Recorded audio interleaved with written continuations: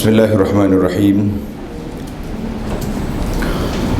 Alhamdulillahi Rabbil Alamin. Wassalatu wassalamu ala Rasul Rabbil Alamin, Nabiyyina Muhammadin wa ala alihi wa sahbihi ajma'in. Allahumma allimna ma yanfa'una wa zakkirna ma nasina wa anfa'na bima 'allamtana wa zidna ilma. Wala hawla wala quwwata illa billahil aliyil azim, wa ba'd. Yang dihormati Tuan Haji Arif dan semua para ahli-ahli majlis yayasan dan tenaga pengajarnya, muslimin dan muslimat, para pencinta ilmu sekalian, Assalamualaikum warahmatullahi wabarakatuh. Alhamdulillah, syukur kita kepada Allah Azza wa Jalla, pada pagi ini 14 hari bulan 10 2023 kita berkumpul bagi anak lah, kali yang pertama di Dewan ini, kali pertama berkumpul di sini, kali pertama datang mungkin 2 bulan ke 3 bulan lepas. Mari melawat, pusing-pusing tengok, hari ini sudah siap dia punya Dewan Pengajian. Kita kata Alhamdulillah, mudah-mudahan makin semangat kita untuk belajar, makin mantap kepahaman kita tentang Islam. Hari ini jalsah yang pertama ini saya diberi tajuk untuk bincangkan buku umat Islam lain dulu lain sekarang, ataupun kita kata umat Islam dahulu dan sekarang. Jadi sebenarnya yang pertama sekali saya nak minta maaf kerana tak sempat baca buku ni. Tuan-tuan yang beli tu baca sendirilah. Dan saya dimaklumkan Ummu Muhammad pun ada di sini. Kita akan serahkan untuk dia daurahkan buku dia tu, baru dia tahu apa yang dia tulis. Sebab anak memang tak sempat lah. Duduk atas kereta pun cuba nak baca pun tak sempat. Jadi kita belik-belik adalah sikit-sikit tengok beberapa muka surat. Tetapi yang penting bagi kita, Allah Subhanahu Wa Taala sebut dalam Quran, waja'alnakum ummatan wasata litakunu syuhada 'alan nas. Allah kata, aku jadikan kamu tu ummatan wasata, mana umat yang terbaik, yang terpilih. Bagaimana kita nak jadi umat yang terbaik kalau kita tidak belajar ilmu untuk memahami siapakah umat yang terbaik itu? Siapakah umat yang terbaik? Maka sudah tentu umat yang terbaik berdasarkan kepada hadis Nabi sallallahu alaihi wasallam, khairul quruni qarni, sebaik-baik kurun ialah kurun aku. Maka kita nak ambil, nak tengok kurun yang terbaik untuk kita jadikan tapak perjalanan hidup kita ni beragama. Kemudian dikembangkan lagi kurun-kurun itu sampailah ke zaman kita hari ini dan sampai ke hari kiamat. Agama Islam satu, inna dina indallah Islam. Agama itu tak berubah, yang berubahnya orang. Orang ada yang waktu dia berubah dengan sendirinya, dan ada waktu dia sendiri yang mengubah. Ayat sikit falsafah. Dia kata belajar akidah tak boleh main falsafah, tapi falsafah dia juga kata-kata je. Contohnya, ada orang berubah dengan sendiri. Dulu kita tak apa nampak, tapi sekarang ni makin jelas. Tak. Dulu rambut semuanya hitam. Betul. Tak ada hal baru pula tu. Itu masalah lain pula tu. Tambah pula sekarang ni sudah mula putih. Itu dia panggil berubah dengan sendiri. Awak tak nak ke tak nak, itulah perubahan yang berlaku. Kalau perubah yang dibuat-ubah, lain. Orang ada janggut, dia cukur. Itu dia yang mengubahkan kejadian. Sebab janggut patut disimpan, dia cukur. Maka dia yang ubah.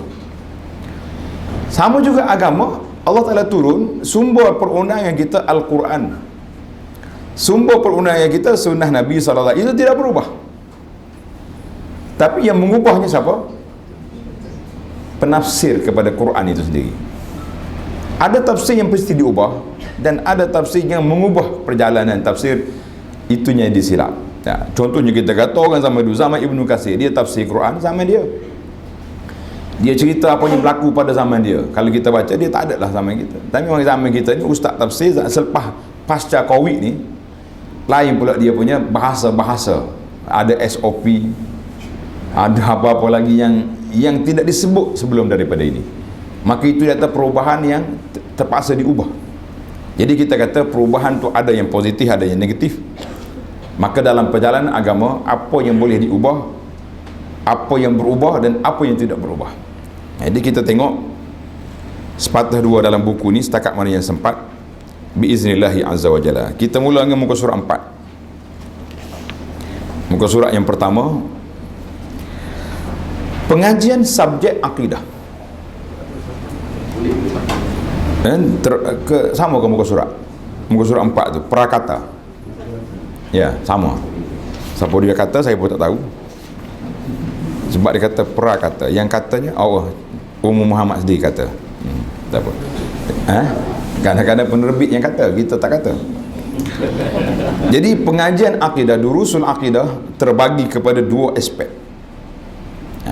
Yang pertama, pengajian akidah Islam yang suci seperti yang terkandung dalam dua sumber wahyu yang sahih, iaitu Al-Quran dan Sunnah Nabi SAW, yang ianya terpelihara sampai ke hari kiamat. Orang nak ke tak nak, perkara ini mesti akan ada.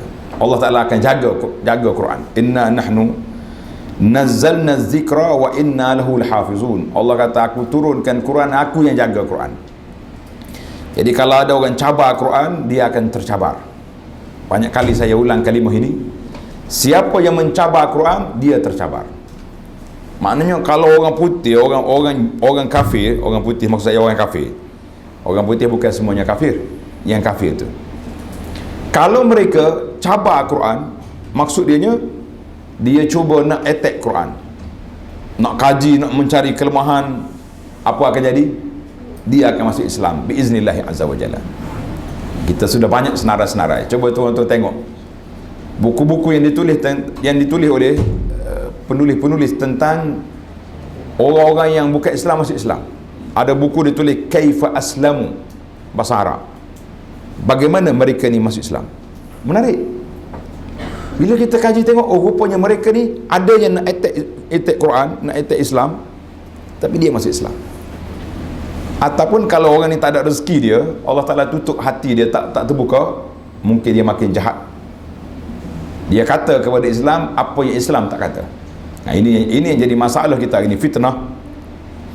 Orang kata apa yang kita tidak kata, sehingga ada orang tafsir apa yang ada dalam hati kita. Saya tahu ustaz ni dalam hati dia sekian-sekian. Kita kata macam mana boleh tafsir hati orang? Yang boleh tafsir hati ni dua saja. Yang pertama, Allah SWT yang maha mengetahui adalah apa yang dalam ya wa ya'lamu ma fis sudur. Allah kata aku tahu apa yang dalam hati. Yang kedua, Tuhan pemilik hati sendiri, dia tahu dia nak apa. Ikhlas, tak ikhlas, bukan dengan tulisan di kotak besar. Tak. Kalau kita bagi hadiah orang dengan tulus ikhlas, itu tulisan. Tuhan dia boleh tutup ikhlas. Waktu nak serah tu 4 kali tanya, wartawan hari ada live? Tak ada. Tak ada, lemah sangat. Kalau tahu macam ni, bawa kotak kecil tadi. Itu lain macam dia punya. Keikhlasan kita yang boleh tulis tak tulis cerita lain. Maka Islam ini akan terpelihara sampai ke hari kiamat. Selagi ada matahari dengan bulan ni bergerak, bertukar, maknanya belum kiamat. Di mana ada pelosok dunia, Nabi kata ma balagal lail wan nahar. Islam ini akan sampai di mana sampainya siang dan malam. Ada manusia di sana, adanya orang yang akan pergi berdakwah. Kita kata alhamdulillah. Jadi akidah yang suci dipertahankan, dipelihara. Itulah yang kita nak belajar, mencari kesucian dari sudut akidah. Kadang-kadang ada orang tanya, saya pening lah ustaz. Kata, apa yang kau pening? Pergi masjid ni ditulis pelajaran akidah, pergi masjid lain pula pelajaran tauhid, pergi masjid lain pula pelajaran usuluddin. Saya nak belajar yang mana satu? Menarik soalan dia. Soalan ni kalau orang bijak dia tanya tu sedap, kita nak jawab. Ni nak tanya pun tak pandai, itu masalah kita. Nah, forum besar-besar, pengurusi kata ada soalan, tak ada orang bangun. kita pun lemah jadi. Macam aku cakap seorang je. Ataupun kata di ahli fikir, dikata bila kita bercakap, kita ceramah orang tak tanya, menunjukkan dua perkara. Perkara yang pertama, semua dia faham, kenapa mau tanya? Perkara yang kedua, dia tak tahu apa benda, dia nak siapa nak tanya pun tak boleh. Ini kita kata berbahaya. Apa beza di antara usuluddin, tauhid, akidah? Apa beza? Kena angkat tangan ya Pak. Kalau tidak dia panggil fauda, bising. Alik ni dulu. Kita bagi 3 zon, 1, 2, 3. Yang banyak jawab banyak hadiah. Silakan. Apa beza? Sama. Soalan. Apa beza di antara 3 perkara ini? Nama ya. Nama lain, perkara sama. Lagi sini. SDA seperti di atas. Dia malah jawab kan? Seperti yang telah jawab. Sana? Tak ada komen. Jadi hadiah boleh nombor 1. Sama lah kalau kita tengok dari sudut konten dia, dari sudut isi dia sama. Kita belajar tauhid, maknanya nak mengesahkan Allah Azza wa Jalla. Nak tauhid mestilah ada iman, kepercayaan kepada Allah Ta'ala. Maka itu dia panggil akidah, mana satu simpulan yang tidak berbelah bagi dan tidak terungkai. Simpulan itu, maka itu dia panggil akidah, maknanya simpulan yang mantap, kepercayaan dalam hati yang tidak bergoyang. Satu lagi dia panggil usuluddin, mana asas pada agama ini tauhid pada Allah Azza wa Jalla. Itulah yang diturunkan oleh Allah. Tujuan diturunkan Quran, tujuan dihantarnya para nabi alaihi wassalatu wassalam untuk apa? Untuk Allah Ta'ala jawab dalam surah Az-Zariyat ayat 56. Tak ada. Kenapa ditanya pula apa ni? Surah Az-Zariyat ayat 56. Wa ma khalaqtul jinna wal insa illa liya'budun. Aku tak jadikan jin dan manusia kecuali supaya mereka mengabdikan diri kepadaku. Jadi tujuan Allah Ta'ala ciptakan jin manusia untuk apa? Untuk beribadat. Bila kita beribadat, mana kita murnikan kepercayaan kita kepada Allah Azza wa Jalla, itu yang dikatakan iman. Ada kalanya simpulan iman dia tersimpul macam kita nak ikat sikit ya kan, muka guni ke apa kita ikat, tapi ada kala dia tersimpul mati, nak buka tak boleh. Ada kalanya longgar, boleh dibuka, boleh dikemaskan, boleh ditarik. Berlaku tak berlaku macam tu? Berlaku. Ini satu fenomena dalam dunia kehidupan manusia ni. Ada orang yang sekali dengar tauhid pada Allah Ta'ala, iman dia tak bergoyang. Ada orang dah bertahun-tahun mengaji akidah, yang isi kandungan buku yang saya dapat faham, mengaji akidah, mengaji tauhid, hafal sifat-sifat Allah Ta'ala, tapi pada masa yang sama percaya lagi kepada dukun-dukun, bomoh-bomoh, pawang-pawang. Berlaku tak berlaku? Kita kata, kenapa boleh berlaku sedemikian? Ya, akidah tak kuat. Sebab apa tidak kuat? Mula jadi dia tidak faham. Khalatu amalan salih wa akhara sayyi'ah. Dalam Quran kata dia campur yang baik dengan yang buruk. Campur. Bila campur, jadi dia tak tahu yang mana satu. Contoh iman yang mantap iaitulah saharatu Fir'aun, ahli sihir Fir'aun. Berapa lama dia mengaji akidah dengan Nabi Musa AS? Berapa lama? Dia tengok bukti Nabi Musa tunjuk dia punya tongkat. Kan suka kami dulu campak, Musa dulu. Musa kata campak dulu. Hero, orang kata hero tak gaduh. Bagi orang lain buat dulu. Dia campak semua begini, bergoyang dia punya tali-tali. Sekali Nabi Musa campak dia punya tongkat, serp, dia makan semua dia punya, dia seduk semua dia punya tali. Ahli sihir tahu sihir tak makan sihir. Dia yakin dengan ilmu dia Musa benar, Rasul min Rabbil Alamin. Terus mereka aman Nabi Rabbi Musa wa Harun, kami beriman dengan Musa, Tuhan Musa dengan Tuhan Harun. Fir'aun melompat, mudah beriman sebelum aku bagi keizinan. Sudah nak jatuh hukuman, nak potong kaki, silang kaki sebelah tangan, apa patutnya goyanglah dah, koyaklah puak-puak ahli sihir ni. Jangan nanti dah bos, tunggu dulu dah, sabar, jangan marah lagi dah. Alah, terus ya faqdima anta qadin, jatuhlah hukuman apa yang kamu nak jatuh, kami tak peduli apa yang berlaku. Kita kata subhanallah. Jadi ada orang yang berapa lama duduk goyang, duduk dengan Nabi SAW tak masuk iman. Ini dia panggil golongan munafiqin. Duduk dengan kuliah Nabi SAW tapi tidak masuk iman. Cuma kita, bagaimana kita nak fikir punca, di manakah punca kerusakan? Dalam bahasa Arab kata ainal khalal, di manakah punca kerusakan? Sebab apa? Kita jadi macam tidak faham. Kita belajar, itu mungkin silap kita, silap silibah kita, silap orang yang menyampaikan. Ngaji tauhid je. Kita tidak belajar perkara-perkara yang menyalahi akidah, yang merusak. Kita kata semua benda atas dunia ni boleh rusak, termasuklah akidah kita boleh rusak, solat boleh batal, apa saja pun perjanjian semua boleh terbatal apabila menyalahi peraturan. Jadi ini yang patut kita belajar. Maka datanglah isu yang kedua, pengajian akidah pegangan umat yang tidak mustahil boleh berbeza daripada akidah yang murni, sebagaimana dalam sejarah telah membuktikan bahawa akidah umat Islam telah terdedah kepada pelbagai unsur pencemaran dan penyeruingan yang akhirnya telah memecah belahkan umat ini kepada aliran pemikiran yang pelbagai dalam akidah. Jadi kita belajar dalam akidah yang lama-lama dulu. Kalau kita belajar yang dalam kitab kecil ke kitab besar ada. Contohnya Al-Baghdadi dalam Al-Farqu Bainal Firaq.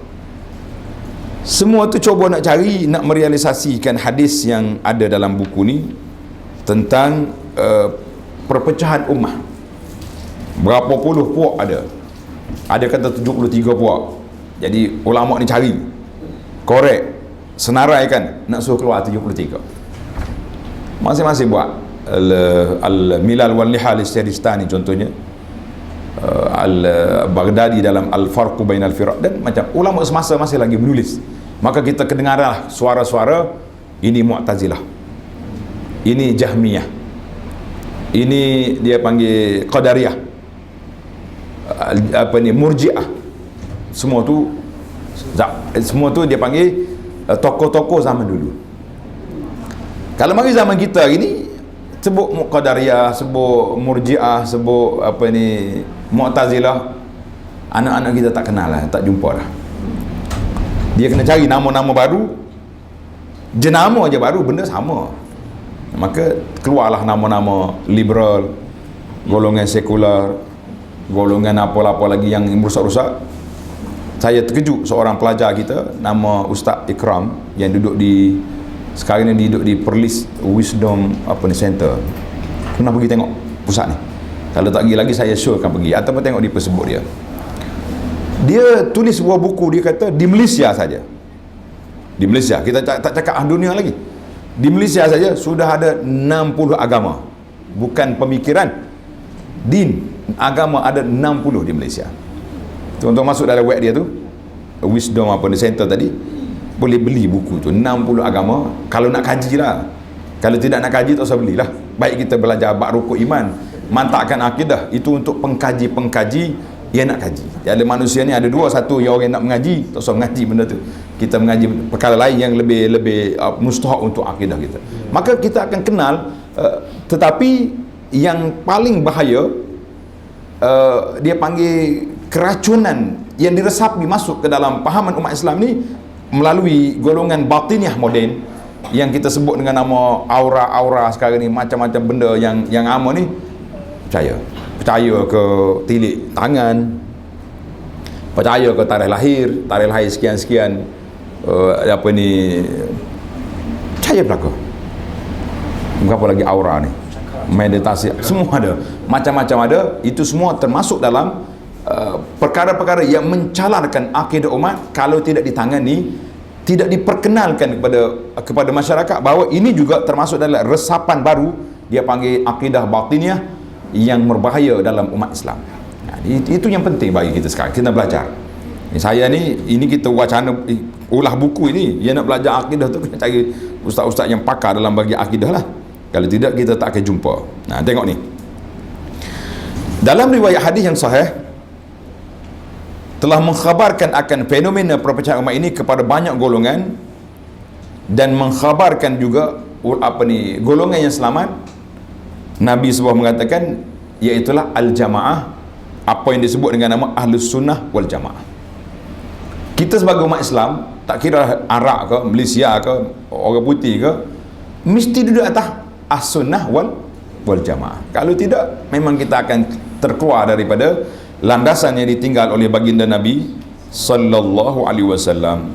Jadi kalau kita sebut tentang pemikir Ahlus Sunnah, semua sepakat mengatakan Al-Quran, As-Sunnah, Al-Ijma', Al-Qiyas itu dalam perundangan Islam. Jadi kalau kita lari daripada yang ni, kita akan jadi susah. Sebab tidak ada tapak yang kuat. Mencari akidah yang hak dan berpegang teguh kepadanya adalah fardu ain atas setiap individu muslim, kerana akidah atau iman atau tauhid atau usuluddin tadi merupakan asas kepada tapak perjalanan kita. Kita rukuk Islam yang pertama bermula dengan apa? Syahadah. Apa makna syahadah?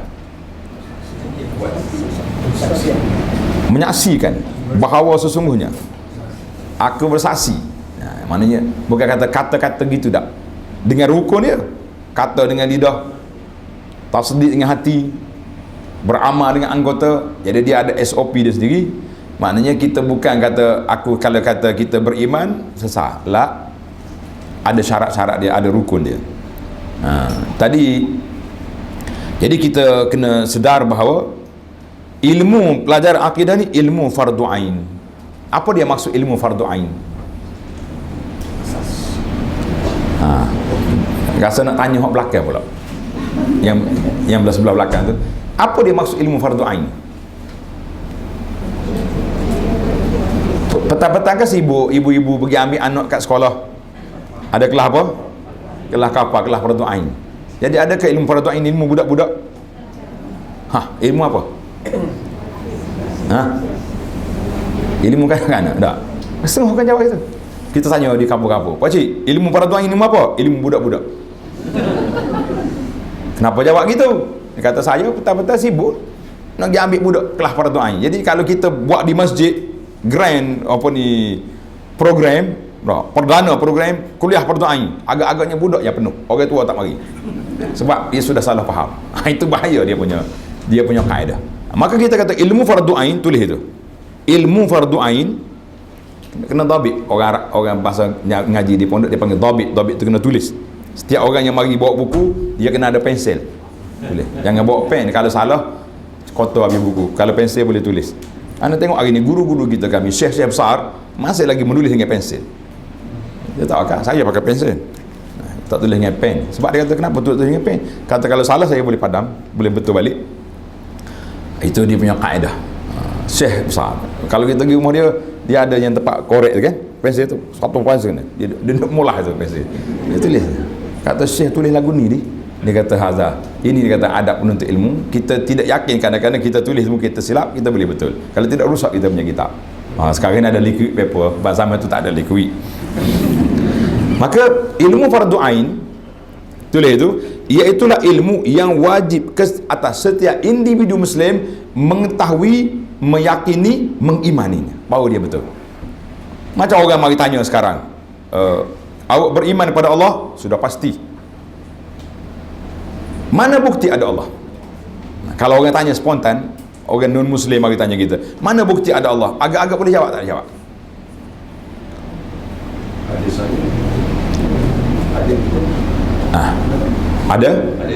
Ada kita, ada Allah. Lagi mungkin dia panik. Dia kata, ayah saya kata Allah ada. Ayah saya kata Allah ada. Sah ke tak sah keimanan dia? Sebab ayah dia kata, dia tak kata. Maknanya keyakinan dia tidak jitu, tidak mantap. Kita sendiri menunjukkan bukti adanya Allah, adanya. Orang baru jawab senang je. Ada tai unta, ada unta. Mana boleh tak ada tahi utah ibu, tak ada. Adanya alam mesti ada pencipta. Itu dia panggil bahasa, dia panggil fitrah. Semula jadi manusia, gitu jadi berdalil. Tapi kalau kita dah belajar, qul huwallahu ahad, Allahus samad, lam yalid wa lam yulad wa lam yakul lahu kufuwan ahad. Simple je akidah kita. Yang kita susah-susah tu pasal apa? Sebab campur dengan benda-benda lain yang menyebabkan bila nak belajar akidah, setengah-setengah ustaz termenung. Saya tak boleh mengajar akidah. Kenapa tak boleh mengajar? Saya belum khatam kitab tu, belum khatam kitab ni, belum khatam mantik, belum khatam. Habis bila orang nak beriman? Sedangkan tapak akidah kita, asas akidah duduk di mana? Duduk dalam Al-Quran. Quran ajar kepada kita qul huwallahu ahad. Berapa ramai orang Badui mari tanya Nabi sallallahu alaihi wasallam tentang Islam, Nabi kata Nabi kata ajar rukuk iman, Nabi kita ajar solat, kata dia balik. Dia kata aku tak akan tambah lagi apa yang kau ajar ni. Nabi kata aflaha in sadaq. Kalau benar apa yang dia cakap tadi, dia ikut apa aku ajar ni, bahagia dia. Simple. Tak masuk sekolah, tak masuk universiti. Kita ni masuk fakulti Usuluddin lagi. Akhirnya tidak faham juga. Siapa dia datang tadi tu? Jumpa bomo. Apa ni? Pengajar Usuluddin. Kenapa datang? Sebab kita tidak ada tapak yang kuat, yang garis pemisah.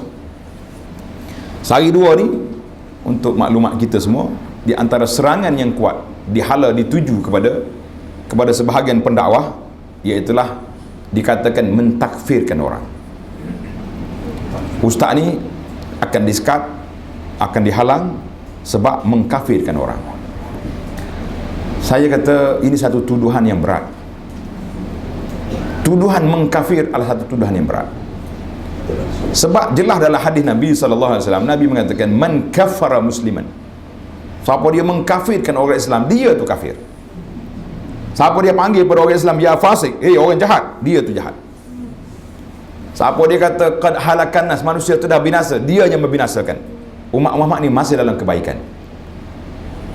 Cuma tanggungjawab kita untuk menyedarkan masyarakat batasan iman dengan kufur. Itu kerja kita. Kalau kita tak bagi tahu, siapa nak bagi tahu? Bila kita bagi tahu, tersekat banyak ruang. Terhalang banyak perkara. Ini jadi masalah. Terhalang banyak perkara. Orang ni biasa buat benda-benda macam ni. Serbannya besar tapi bomoh. Orang ingat dia tuan guru. Cium daripada kepala sampai ke kaki. Tapi dia bomoh. Banyak benda-benda yang dia amalan rutin ritual dia tu banyak pergi kepada perbomohan. Kebetulan pula masyarakat kita Melayu ni dalam bab bomoh berpisah tiada. Kaya sungguh-sungguh. Kaya. Cakaplah apa saja pun. Marilah jual kayu kokar apa beli. Baru ni ada satu pameran barang peninggalan Rasul-Rasul. Barang peninggalan. Kayu tasbih daripada bahtera Nabi Nuh. Mana kau jumpa bahtera Nabi Nuh? Ni kalau jumpa tembok Zulkarnain, lagi besar batu permata dia. Main-main. Ni batu dari tembok Zulkarnain. Nak kata apa? Power betul tak? Percaya kita. Sebab tak percaya? Sebab yang jual orang yang duduk di atas tapak agama. Jadi batasan inilah kerja kita, membataskan masyarakat. Sempadan di antara ini yang akidah, ini yang murni, ini yang merosakkan, maka orang akan kata orang macam terpijak ekor. Kita ni kalau pijak ekor, kucing pijak ekor dia lompat. Betul tak?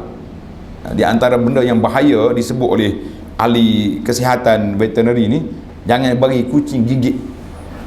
Kalau kena gigit kucing, buruk kita punya tangan. Kucing jangan kena dengan dia, jangan pijak ekor dia. Pijak ekor dia kak mari. Kadang-kadang dia bukan nak kena kita pun, dia cuma orang panggil tindak balas je. Ada kawan kita tu buruk tangan dia sini. Dia mari rumah saya, kata kenapa ni?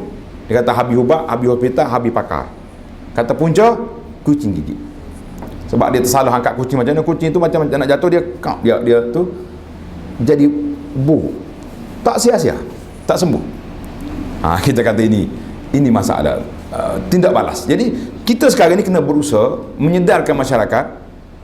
Tapi tindak balas yang berlaku itu boleh berat juga lah kalau kita kira. Jadi maka kita memaklumkan bahawa kerja para pendakwah bukan nak mengkafirkan orang, tapi menyatakan batas iman dengan kufur. Kalau tak nyata ni, lagi dahsyat manusia. Hari ni semua nak minta dengan makhluk boleh, dengan ahli, nak masuk dalam hutan minta dengan ahli nobah, nak masuk dalam apa dia pergi ke sungai minta dengan tok ayah jaga kuala, minta nak pergi ambil pokok minta dengan orang tu, minta dengan habis. Bila kita nak minta dengan Allah? Ayat kursi menjadi ayat yang digantung di dinding, sebelah dia ayat 1000 dinar. Itu je agama kita. Jadi di mana peranan ayat-ayat itu? Ayat diturunkan untuk liyadabbaru ayatihi. Ayat Quran itu untuk ditadabbur, dipahami makna dan dihayati. Karena itu ayat kursi di antara a'zamu ayatin fil Quran. Ayat yang paling agung dalam Quran ayatul kursi. Syekh Abdul Razak tulis 12 kelebihan ayat kursi. Tuan-tuan yang tak nak baca, tengok dalam YouTube, cari kelebihan ayat kursi. Yang saya dah baca kitab tu, kita dah syarah kepada masyarakat supaya kita boleh memahami. Karena itulah di antara hikmah kenapa ayat kursi dibaca 8 kali satu hari. Ayat kursi berapa kali sehari kita baca? Paling minima berapa kali? Macam mana 8? Lepas solat 5, zikir pagi, petang, sebelum tidur 8 kali.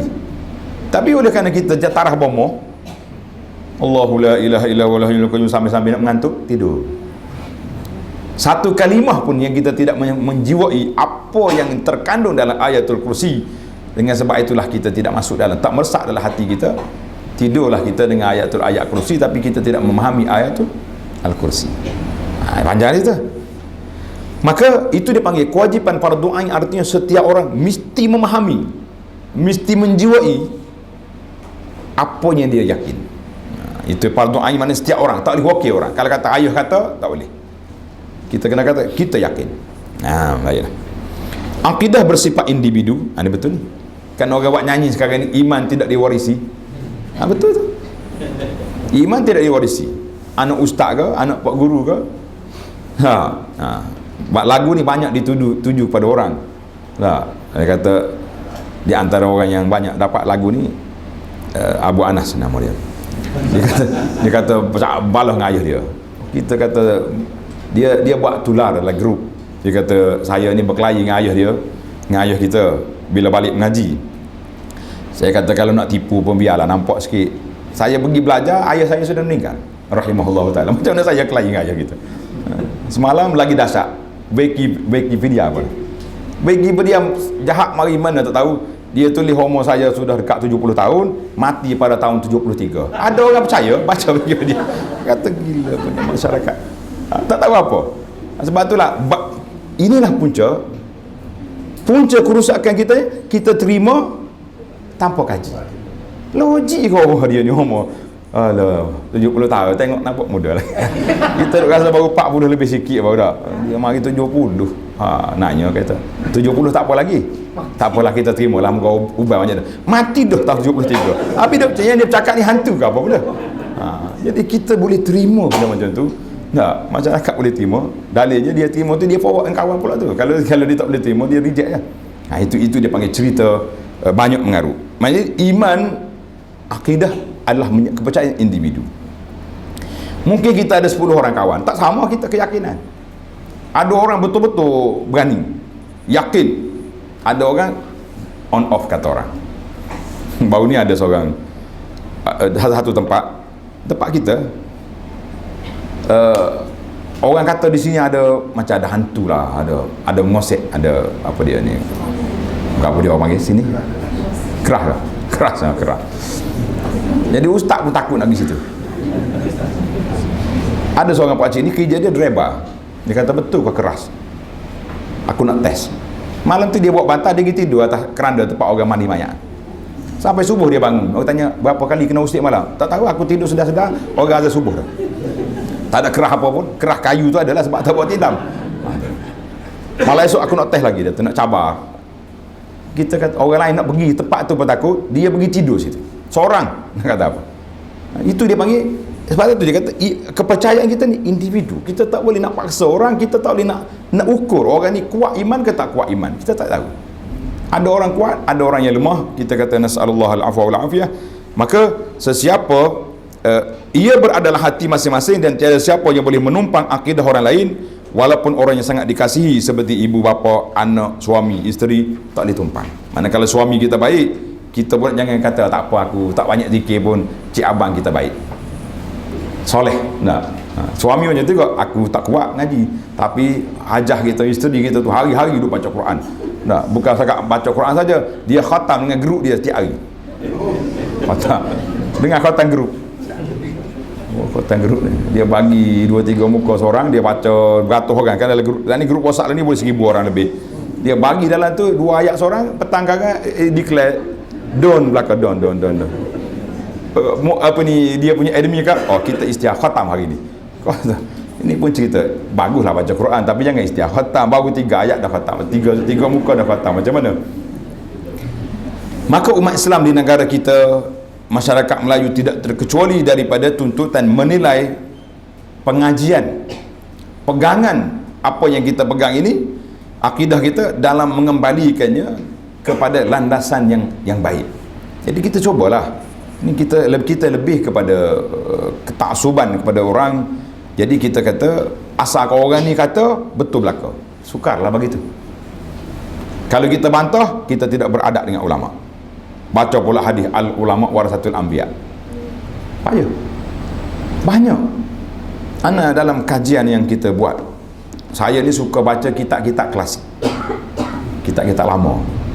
Kita tak baca kitab orang baru-baru, susah. Sebab biasa kita baru, dia baru juga.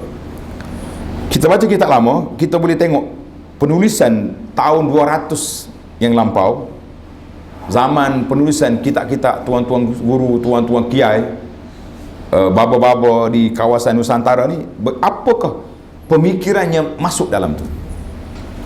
Baru kita nampak sejak bila. Lepas ni baca sendiri lah buku dah. Anda rasa anda habis 2-3 muka surat ni dah. Nak ulah tak sempat dah. Sebab buku boleh baca, tapi cerita ni saya yang boleh cerita, orang lain cerita lain pula, versi dia. Sampai mana saat ni? Ya? Kita nak tengok, saya ni pengkaji dalam fiqh mazhab Syafi'i. Dalam master saya mengkaji sebuah kitab nama dia Al-Matlabul Ali fi Syarhi Wasit Al-Ghazali. Penulis dia Ibn Rif'ah tahun 710. Maknanya kita terjun dalam jugalah dalam fiqh Syafi'i itu. Ini semua metod ataupun cara yang digunakan oleh Universiti Madinah. Waktu saya nak kemukakan tesis untuk kajian master, dikata oleh kerana mu di Malaysia mazhab Syafi'i, mu ambil kitab Syafi'i, mu kaji. Kita rasa nak standard sikit lah, kitab-kitab lain nampak antara bangsa sikit, main hak sama. Dia kata tak, sebab ini yang kamu akan hadapi, yang kamu akan hidup dalam masyarakat ini, kamu kena tahu suasana-suasana. Maka satu kajian yang saya buat kepada Syekh Ibnu Al-Istakhri, nama, mati tahun 318, tak silap saya, lama tak sebut. Zaman tu fiqh terbuka. 220 masalah yang saya kaji tentang Istakhri, 150 tak sama dengan mazhab. Tapi dia dianggap sebagai ashabul wujud, orang yang punya pandangan yang tersendiri dalam fiqh dan diberi kedudukan. Tidak kata dia kata dipencilkan kerana sebab dia berbeza, tak. Dia berani. Sama juga dalam masalah akidah, berapa ramai ulama-ulama yang mazhab Syafi'i yang berpegang dengan pegangan-pegangan ulama salafus salih dalam sudut akidahnya juga, dia tulis kitab. Walaupun dia dihentam teruk, tapi kita kata mereka menulis. Alhamdulillah. Jadi itu yang kita penting. Jadi bila saya baca buku-buku ni, kata sejak bila masuknya pelik-pelik. Baru ni ada keluar video, kalau saya sebut nama tokoh ni orang kenal di Malaysia, tapi menarik video dia. Dia tulis kronologi sejak bila zikir lepas solat seperti format yang ada sekarang, yang diguna pakai di masjid-masjid kita. Sejak bila zikir itu berlaku? Dia pun sebutlah daripada Syekh Fulan, dia telah hajar kepada anak murid dia di Madinah, di Mekah, orang ni jemaah haji dibeli ijazah, mereka ni balik, mereka ni yang sambung, rupanya baru lagi. Sebab dalam fiqh mazhab Syafi'i, semua zikir ba'da salah, lepas solat ni maksur, seperti yang diajar oleh Nabi sallallahu alaihi wasallam. Carilah Mughniul Muhtad dalam kitab-kitab. Jadi bila turun kemudian 200 tahun ke bawah ni, ataupun sekitar itu, berlakulah pencampuran. Tok Syekh ni dia pegang tarekat sekian, maka dia ambil elemen tarekat itu dalam zikir-zikir dia, maka dipublishkan kepada masyarakat. Orang ni terima ni, orang ni terima ni. Sampai hari ni memang nak kembalikan zikir kepada fiqh Syafi'i yang telah ada dalam kitab-kitab kita yang muktabar, mungkin agak sukar. Nak kata mustahil itu kuasa Allah. Payah. Kita ajar buat ni. Pelajar-pelajar kita hafal molek-molek. Balik kampung, dia baca zikir ni, tak ada 3 hari dia beri amaran. Nak kekal jadi imam ataupun ubah zikir. Pelajar mari tanya, ustaz macam mana saya teruskan? Kata jadi imam lah, nanti mu tak ada kerja pula susah. Itu dia panggil punca mari di mana. Dalam fiqh Syafi'i, contohnya Syekh Daud Al-Fatani rahimahullah taala, dalam kitab, dalam bab fiqh, ada yang dia keras, ada yang dia berlembut. Dia keras sangat dalam masalah penjagaan solat jemaah, sangat keras. Dan beberapa soalan yang ditulis dalam beberapa kitab dia, kalau kata sebuah kitab, orang kata, orang provokasi, orang masukkan benda elemen yang tak ada. Tapi setelah dikaji beberapa kitab, menunjukkan bahawa sebahagian daripada amalan masyarakat selepas kematian itu tidak diiktiraf, dianggap sebagai suatu perbuatan yang tidak baik, bid'atun qabihatun, dicela pada syarak. Saya kata bila berubah? Bila kita cari kitab, kemudian marilah format senjata Tok Haji dan Tok Lebay, senjata ni, barulah berlaku perubahan. Jadi kalau kita kaji dari sejarah, kita tak boleh menyalahkan orang. Kerana itulah bila ada orang buat tuduhan macam-macam, orang yang insaf, dia akan kaji perkara yang di antara isu panas, kontroversi yang berlaku zaman Covid baru ni. Ana ambil peluang, orang tak pergi ke mana, saya buka soalan 2 hari seminggu, dia panggil tanya jawab. Orang tanya, kita pun jawab seorang ya, dalam rumah kita ya. Nak keluar tak boleh Covid kan, orang nak pergi live pun tak boleh keluar. Dia tulis kat bawah tu, dia kata sambil minum teh dah ni, makan sarapan pagi dah ni, pukul 8.30 dah kita duk jawab soalan. Dia duk makan sarapan, tak apalah, dia boleh dengar tak. Kalau tak fokus pun lepas ni boleh ulang. Salah satu daripada isu yang dibangkitkan, orang tanya soalan tentang orang ni musafir. Bila dia musafir, dia tak nak berhenti tengah jalan, dia jamak takhir. Contohnya kita nak balik rumah, masuk dah waktu zuhur, tapi dalam wih kata, kita ni sekarang ni ada mazhab wih dengan mazhab mat. Yang mana lebih istiqah di Kuala Lumpur? Mana lebih istiqah? Wis. Kadang-kadang dua-dua sipu saya. Hari tu nak pergi kuliah subuh, masuk dalam rumah Cina mana tahu. Kata ni wih mata anda, tukar pula pakai mat. Wih dengan mat. Tapi dia tolong kita banyak. Kita kalau dia Islam, kita kata jazahullah khairan. Kalau dia tidak Islam, kita kata hadahullah, Allah Ta'ala beri hidayah kepada dia, sebab dia tolong kita sampai ke tempat kita nak pergi kuliah, nak pergi ceramah. Orang nak pergi lain itu cerita lain. Kita semua nak ambil cerita orang, tak ada cerita lah kita kan. Jadi maka itu dia panggil, bila orang nak balik, dia tahu dalam office, dia tahu dia akan sampai pukul 6 petang. Pukul 6 petang maknanya ada masa lagi 1.5 jam untuk solat Zuhur dan Asar jamak takhir. Jadi dia pun kata, kita balik terus lah, sebab anak-anak bertidur, tak kata hujan pula, suasana nak berhenti tak apa selesa. Masa masuk tandah tengah hari tadi, seluar pun kena kotor dah, tak yakin. Jadi banyak kena, kalau berhenti anak bangun pula, mak dia pun kena gitu. Jadi dia pun lajak terus balik ke rumah. Boleh tidak saya jamak di rumah? Saya pun tengok dalam kitab, kata boleh je. Kita jawab pendek lah, boleh ya kata. Tak ada 2 hari meletup.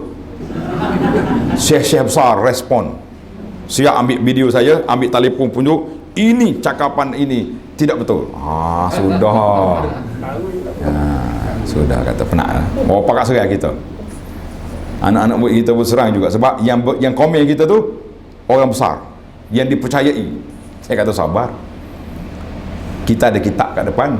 Saya tak cakap dengan ikut suka ya. Ada juga yang kita salah, kita tarik balik. Buka kitab fiqh Syafi'i ada mengatakan bahawa tidak berdosa kalau kita balik sampai jamak di rumah, tidak haram, tidak berdosa, tidak dianggap tidak solat. Cuma dia berbeza sikit. zuhur tu qada ke tunai. Tapi dua-duanya mengatakan bahawa tidak berdosa. Mana tak berdosa boleh. Tak lama keluar video baru pula, dia tarik balik.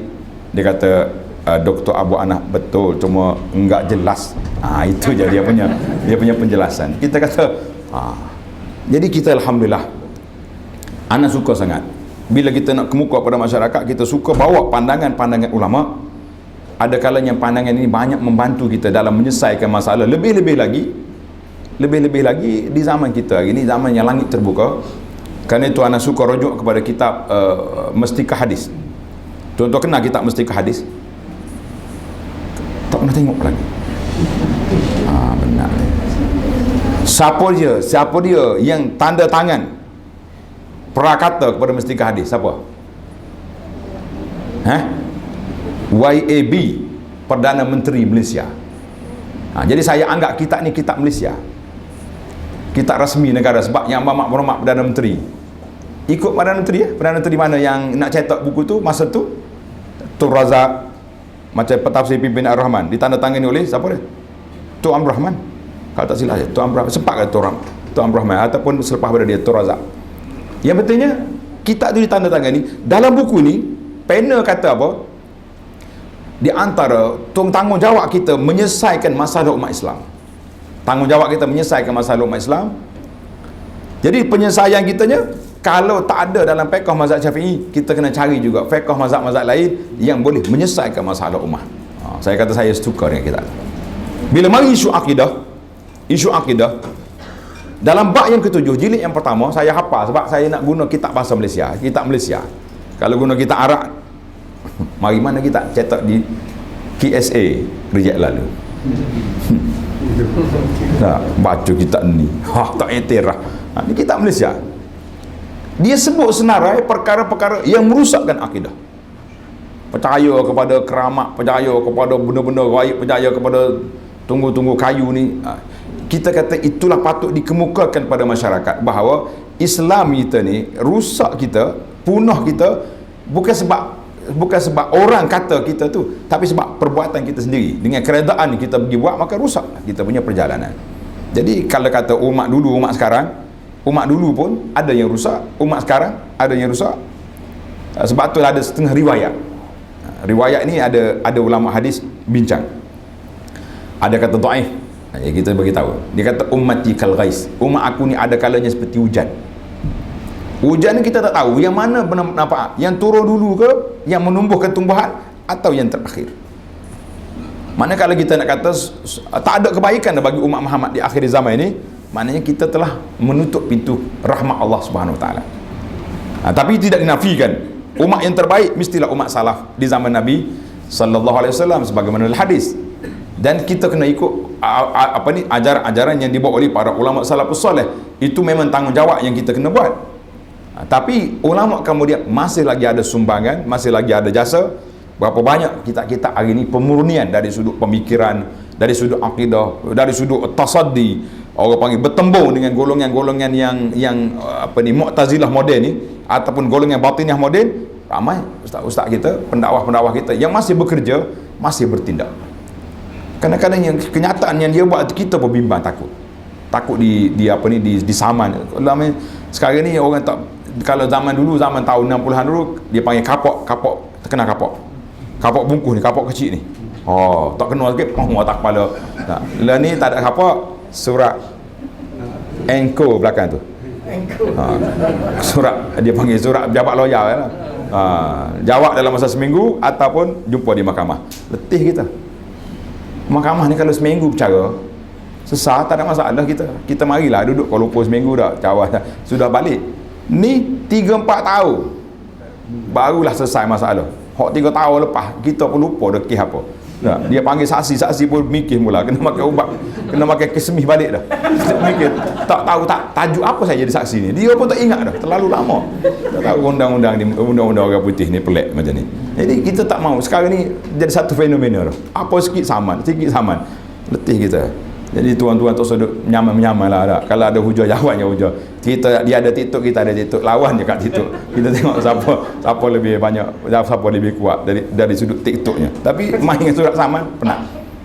Jadi kita kena belajar, kita kena tauhid kita ni kepada Allah SWT. Tengok ni, dalam contoh-contoh yang dibuat ni cantik.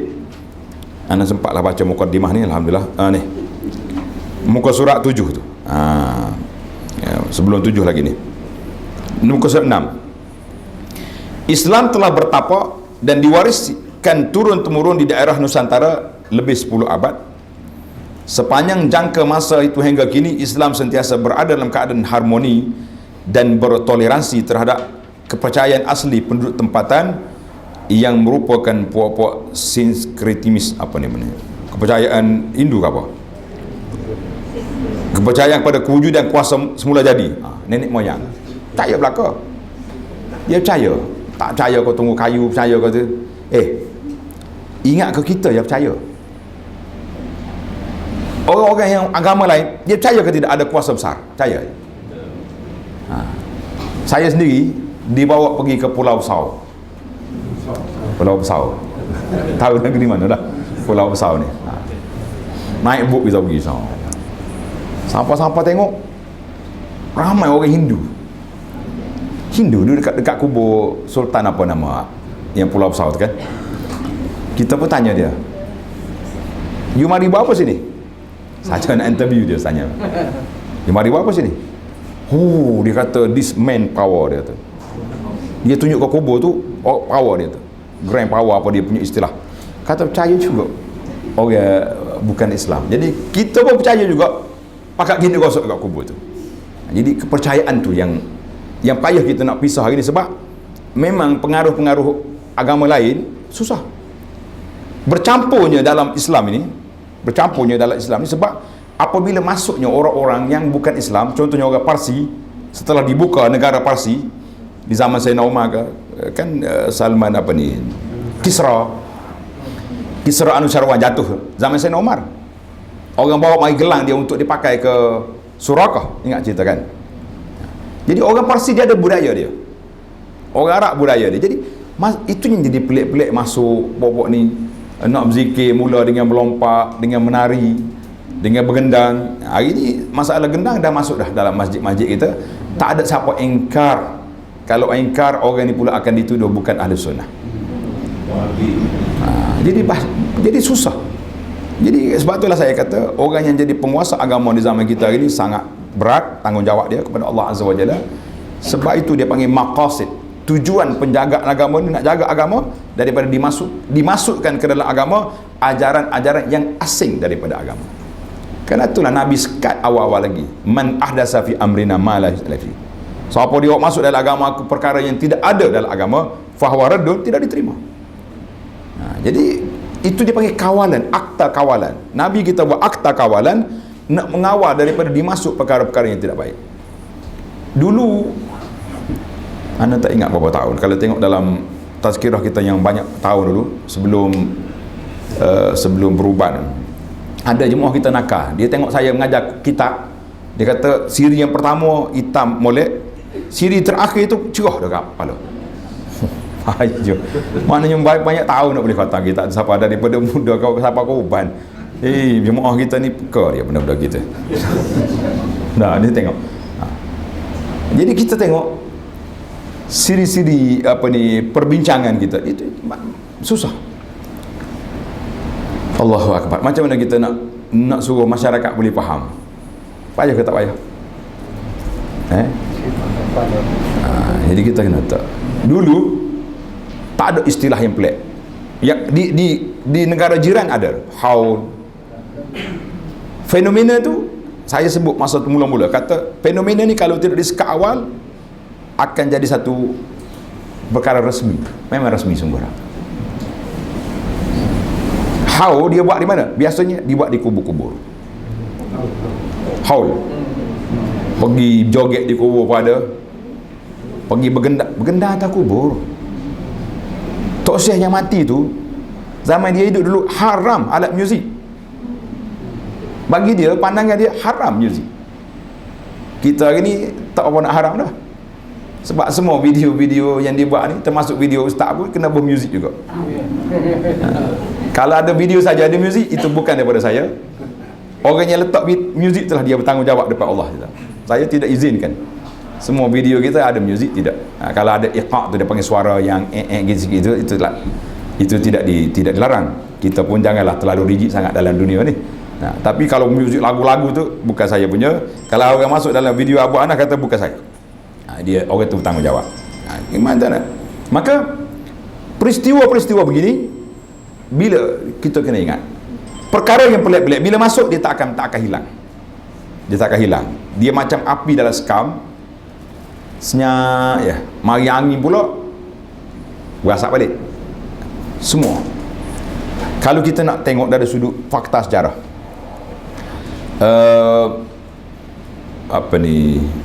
Kaum Lut total loss, mati semua.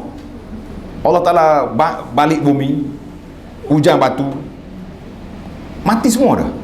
Tapi kenapa muncul balik zaman lepas pada itu, muncul balik? Sebab itulah syaitan bila dia create satu program, memori itu tak hilang. Syaitan ada chip juga dia. Dia boleh tukar komputer ni rosak, tukar komputer lain. Itulah ibarat kata sekarang. Maknanya kalau dia sudah cipta satu maksiat, dia tidak akan matikan benda tu. Sebab ada penyambut, ada orang akan sambut. Jadi kita mengatakan itulah para peserta sekalian, kita kena cepat. Tengok ni. Bertoleransi tadi apa ni? Dengan agama Hindu Buddha berteraskan pemujaan pelbagai dewa yang tiba di Nusantara sebelum Islam. Bahkan negara jiran lah, kita sebut negara lain susah, sebut negara orang pun tak boleh juga. Mari surat saman ke letih. Umat Islam berapa ratus ribu bilangan umat Islam, paling besar dalam dunia. Tapi patut-patut jadi lambang resmi. Pejabat agama pun patut juga ada. Kenapa kita tak boleh sekat benda tu? Kenapa kita tak boleh nak sekat? Ini patut-patut ni Nabi larang. Jadi ada. Allahu Akbar. Baru tahun lepas seminar pendakwah apa dia, peringkat Nusantara. Saya pergi di Pulau Wali, sebut nama lah sini. Dia orang cakap Pulau Wali ni hati-hati. Hindu berapa puluh peratus di sini, tinggi besar sekali. Kalau nak makan tu tanya betul-betul. Kalau tidak makan katok lah kita. Jadi katok ni sedap atau sedap? Ada seorang pelajar Cina masuk Islam.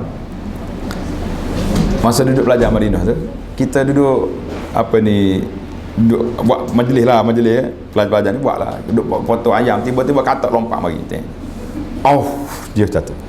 Kata kenapa? Saya sebut nama dia, orang kenal Malaysia, dia pendakwah sekarang. Dia kata kenapa je? Sedap ni.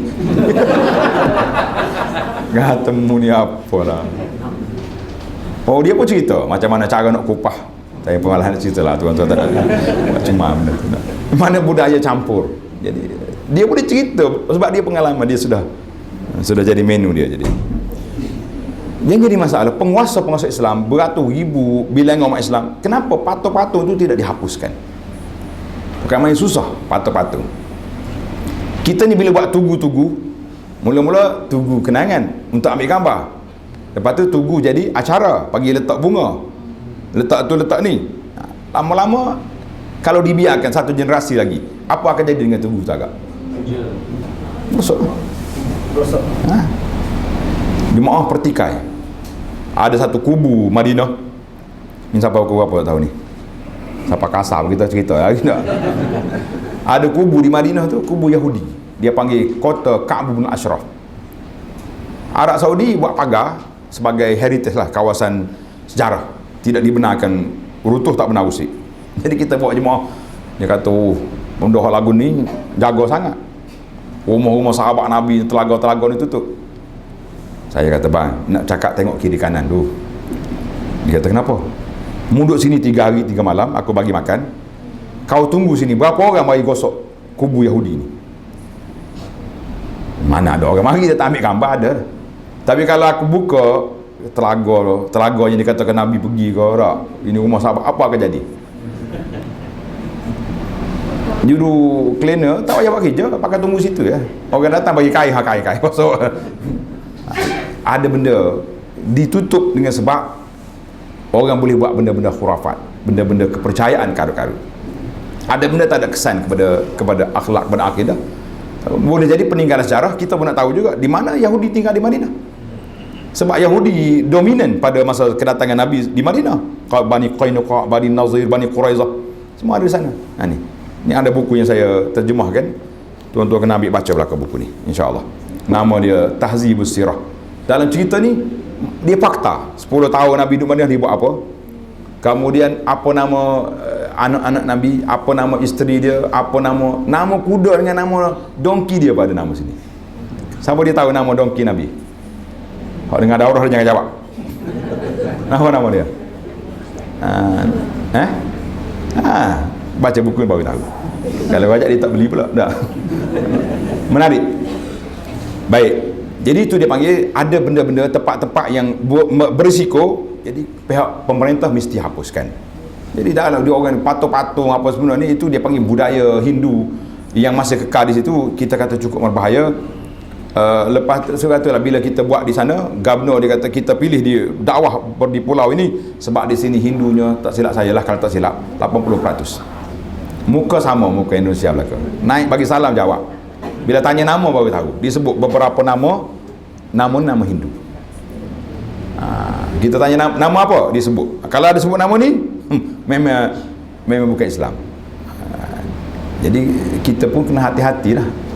Jadi para jemaah sekalian, mari kita ni sejak tiba Nusantara tadi, Pak Hunar,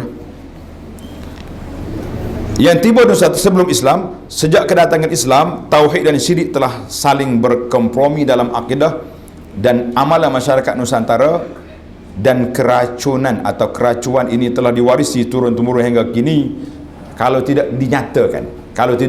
Dinyatakan, dia percaya. Ni beberapa contoh, cuba tengok. Menarik ni contoh ni. Seorang Muslim dalam masyarakat ini mengerjakan solat 5 waktu sehari semalam dan berpuasa bulan Ramadan kerana Allah, akan tetapi apabila masuk hutan, dia memohon perlindungan daripada gangguan dan mudarat daripada jin dengan ruh tok nenek moyang macam-macam. Tabik nenek, tak nenek tabik mau masuk hutan. Jangan marah, kita mau ambil daun-daun ni. Tabik siapa? Awak tabik pada siapa? Lupa habis lagi kita perisai Muslim. A'udzu bikalimatillahi tammati min syarri ma khalaq. Lupa dia main tabik nenek, tabik atuk. Apa lagi ni? Anak cucu tumpang lalu. Wanita dalam nifas yang diharamkan daripada menunaikan solat, dicucuk sanggulnya dengan paku besi untuk melindunginya daripada gangguan makhluk halus. Tanya makcik-makcik kita ni, berapa kali dah cocok sanggul? Hak muda-muda tak jadi. Hak ni hak buat geng ke jamu tak ada. Dia buat makan jamu tak ada cocok. Hak lama-lama sikit ada tak? Tak ada muncul. Ada saat anak cek, ada 2-3 orang tua tanya, ada sungguh ke benda ni? Dia kata berlaku. Sebab paku itulah yang menyelamatkan dia daripada gangguan jin. Bukan ayat kursi, bukan 3 kul. Ini tak percaya. Orang kalau tak percaya dia tak akan buat. Orang gantung azimat, tangkal azimat, dia percaya tak dia benda tu? Kalau tak percaya kenapa buat apa? Membazir. Tak percaya. Sedap dia katanya. Kenapa pakai tali hitam mana? Tak percaya. Tak percaya apa tu? Jangan. Jangan pula. Jadi itu dia panggil satu benda yang kita buat, semua benda yang kita buat atas dunia mesti dengan kepercayaan kita. Benda yang kita tak percaya, kita tak akan buat. Tengok ni, dia percaya ni. Banyak lagi ni. Enggak apa lagi ni. Paku besi tadi. Ramai yang lain mendapatkan khidmat bomoh dan pawang untuk memperolehi hajat atau perlindungan tertentu. Panggil. Dengar-dengar kata suami kunci dia punya lock, dia punya handphone. Sebab tak mau isteri baca WhatsApp. Pergi cari bomoh dah. Dia kata suami saya ni lain macam. Asyik duduk kunci je dia punya handphone, boleh jadi ada WhatsApp daripada wanita lain masuk, cari bomoh. Suami dia kunci sebab serabut dengan dia. Duk tanya tu, tanya ni, tak? Kita punya projek bukan semua boleh tahu orang perempuan, nanti tak jadi pula. Jadi, bukan pasal soal kahwin lah, soal kerja. Jadi awak hidup sibuk apa dengan benda tu nya. Jadi suami dia kunci. Jadi dia pergi nak bini lain dah. Cari bomo pula dah. Bomo pula jahat, berasak mari. Oi. Dia kata kalau tidak umur 30 baru 40. Habis tak main 500 ni. Dia buat 3,000 baru boleh selesai masalah ni. Kalau dia gila ke janda tua-tua 450 tu RM100 pun tak apa dah tak. Percaya. Ramal lah kata. Ada orang mari tangga masjid saya lepas solat. Dia kata ada orang nak jumpa Ustaz. Kita pergi.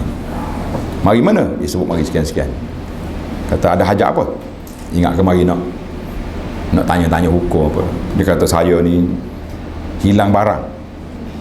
Mari jumpa Tok Imam ni. Dia panggil Tok Imam, tak kenal apa kita. Mari jumpa Pak Imam ni, nak suruh doa selalu nampak duk mana. Kata risau je. Kata kalau jumpa berapa? Kita provokasi. Kalau jumpa selalu berapa bayar? Dia termenung. Kata berapa banyak? Oh dia kata mahal, harga barang mah ni bawah 10,000. Kata 10%. Dia pun nampak macam mahal kali. Tak apa nak. Tok Imam japi-japi lah, tiup-tiup lah. Minta orang tu atas klik lah. Tak ada satu nak sujud pos selalu ni suruh atas klik. Jadi kepahaman tu maknanya masih wujud benda-benda macam ni, masih kepercayaan ni masih ada. Dan yang itu yang jelas, yang zahir. Tapi yang berbahaya, yang berselindung di sebalik nama motivasi, apa nama lagi ni, yang dia panggil berapa nama, batiniah baru ni. Ini bahaya juga ni. Dia balik sebalik aura-aura meditasi meraposi lagi. Yang penting kepercayaan ni kita ada.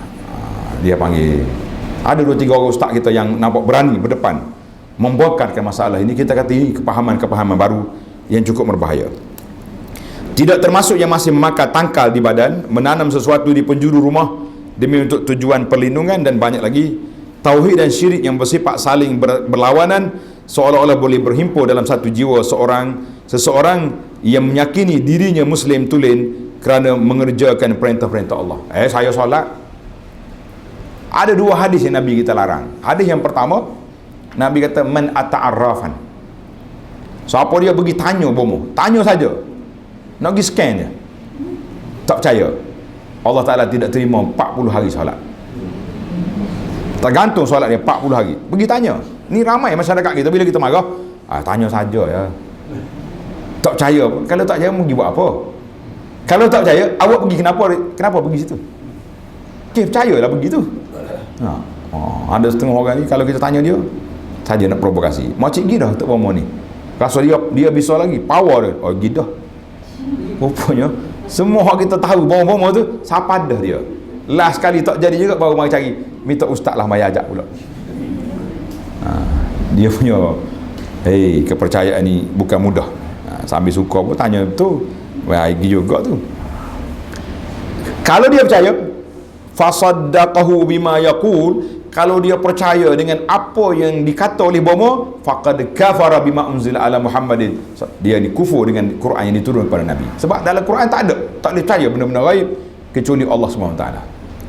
Maka kita kena ingat, secara perbandingan tauhid yang suci yang diwahyukan ke atas Rasulullah SAW telah berjaya membasmi syirik di tanah Arab sehingga ke akar umbinya. Syirik tidak mungkin berhimpun bersama tauhid dalam pegangan seseorang. Ini yang kita kena jelaslah supaya kita tahu, supaya kita belajar dan kita berhati-hati. Para jemaah sekalian, ini satu kepentingan yang sangat besar, iaitulah kita kembalikan pengajian akidah kita yang murni kepada tauhid berdasarkan kepada Al-Quran, berdasarkan kepada hadis Nabi sallallahu alaihi wasallam. Kalau setakat orang kata, semua orang kata. Tak ada benda dalam dunia ni yang tak khilaf. Setengah orang tu dia kata khilaf mu'tabar. Cuba tengok buku kita yang baru keluar tadi. Nama dia Islam adalah cara hidup. Kau tak ada kita dah. Orang duk dakwa masalah khilaf. Habis dah. Dia kata khilaf Syekh. Bila khilaf tak boleh ingkar. Kita kata khilaf tak boleh ingkar kalau khilaf itu mu'tabar. Tak bukan aneh. Islam cara hidup ni. Besar sikit ni, mencabar sikit kalau nak boleh hotel pun. Tapi kena ada lah. Dah. Dia kata khilaf ni, tak ada benda tak khilaf dalam atas dunia ni. Semua khilaf berlaku. Tapi bukan semua khilaf itu diambil kira. Anda jumpa seorang pendakwah ni, dia kata, Ustaz, kita tak boleh larang. Dia kata dalam kitab ni, dalam kitab orang kata, la inkar fi masailil ikhtilaf. Tidak ada ingkar dalam masalah ikhtilaf. Kita kata, ikhtilaf mana? Ikhtilaf yang muktabar. Berlaku di antara ulama-ulama besar, sahabat berlaku. Maka kita tak ingkar. Tapi kalaulah khilaf tu, khilaf yang kecil, benda tu zahir, salah orang tu, memang kita kena ingkar. Kalau tak boleh ingkar sekalipun, kita kena nasihat. Oh, di masalah aku tak percaya ke bomo ni. Tak. Sebab perbuatan ini ada khilaf, kata khilaf. Yang tak khilaf ada ke tak ada? Kita doa pada Allah Taala direct, minta dengan Allah Taala. Khilaf ke tak khilaf? Tapi pergi doa dengan minta dengan orang tu hari ni ada khilaf ke tidak? Khilaf. Bila kita sebut benda ni, dia akan mari lalu. Tu nak mengkafir kau orang tu. Itulah dia punya format, dia punya berapa dia keputusan yang dibuatnya di situlah. Jadi para jemaah sekalian, jazakumullah khairah kepada penulis kitab ni, dan tuan-tuan yang dapat buku ni boleh baca terus, dan banyak lagi lah perkara-perkara yang ada dalam ni. Yang penting bagi kita minta dengan Allah SWT, ihdinas siratal mustaqim, ya Allah berilah kepada kami jalan yang lurus. Jalan mana? Siratal ladzina an'amta alaihim, jalan yang Allah Taala beri nikmat. Siapa orang tak beri nikmat? Siapa? Tadi saya tadabbur pagi tadi surah An-Nisa ayat berapa tadi? 69. Wa man yuti'illaha war rasul, siapa dia taat pada Allah dan Rasul, fa ulaika ma'al ladzina an'ama Allahu alaihim minan nabiyyin was-siddiqin wasyuhada'i was-salihin. Maknanya kalau kata siratal ladzina an'amta alaihim, jalan siapa? Jalan Nabi, jalan siddiqin, jalan syuhada, jalan salihin. Itu je jalan yang kita nak. Jadi yang lain-lain itu kita belajar betul-betul, dan untuk memahami akidah umat Islam ni satu perkara yang cukup mudah. Siapa dia kata susah? Ada sebuah buku yang saya terjemahkan, nama dia Rukun Iman. Sampai sini tak tahu. Rukun Iman. Kecil lah buku tu. Semua buku tu dia ambil daripada Quran, ambil daripada hadis, ambil daripada huraiat ulama muktabar, kata-kata sahabat. Kita tak payah pergi jauh, dan dengan kita sekali baca, insya-Allah kita boleh faham. Kalau susah nak faham, kita kena cari guru-guru yang boleh mengajar. Mudah-mudahan ada faedahnya kepada kita, insya-Allah. Tamatlah pembentangan ringkas ataupun ulasan buku ini. Setakat tu yang sempat saya baca. Yang lain lagi saya baca dia punya tajuk. Ada 19 tajuk dalam buku ini. Semuanya menarik, boleh diperbincangkan, insya-Allah.